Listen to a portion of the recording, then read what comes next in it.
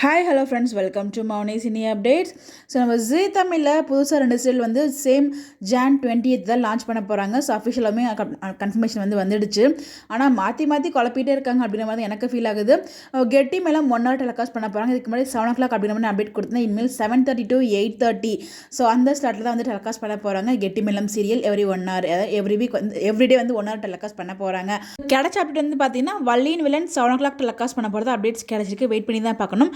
அதே மாதிரி மனசெல்லாம் சீரியல் வந்து பார்த்தீங்கன்னா நான் ப்ரைம் டைம் மத்தியானம் 2:30 மணிக்கு தான் வந்து லான்ச் பண்ண போகிறாங்க. அதுவும் சேம் 20th தான் வந்து லான்ச் பண்ண போகிறாங்க.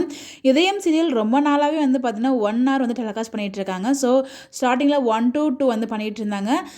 இந்த சீரியல் வந்துச்சு இல்லையா, மௌனம் பேசியது, அது வந்ததுக்கப்புறம் அது 1 o'clock வந்ததுனால இது 1:30 to 2:30 டெலிகாஸ்ட் பண்ணிட்டு இருந்தாங்க. இது ஒரு ½ hour ரெடியூஸ் பண்ணுவாங்கன்னு பார்த்தா அந்த 1 hour தான் அகைன் டெலிகாஸ்ட் ஆக போகுது. ஸோ அதுக்கப்புறம் போயிட்டு இருந்த சீரியல் ரிப்ளேஸ் பண்ணி 2:30க்கு டேரெக்டாக வந்து லான்ச் ஆகுறாங்க.